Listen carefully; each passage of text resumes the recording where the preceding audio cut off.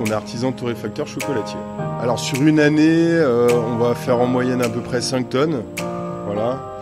Ne me demandez pas en nombre de tablettes parce que je les compte pas, mais ça en fait quand même une certaine quantité. Et puis au-delà de la fabrication du chocolat, on fait aussi un petit peu de chocolaterie-confiserie. Alors léger, hein, mais on fait des orangettes, des pâtes à tartiner, des pralinés enrobés, des oursons en guimauve, des petites choses comme ça.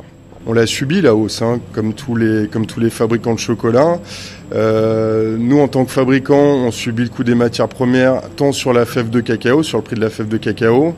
Pour vous donner un exemple, il y a un peu plus d'un an, je l'ai payé en moyenne 7 à 8 euros le kilo, jusqu'à 10 euros le kilo pour certaines origines. On passe de 7-8 euros le kilo à 30 euros le kilo sur le beurre de cacao. Et puis il n'y a pas que ça, il y a le coût de l'énergie, du transport, les matières premières sur l'emballage, le carton, le papier glacine, etc., etc. Donc on s'assoit sur une partie de notre marge, on a dû augmenter des tarifs, alors on essaie de limiter pour pas impacter le consommateur directement. Malgré tout, on n'a pas le choix, on est obligé d'augmenter nos tarifs.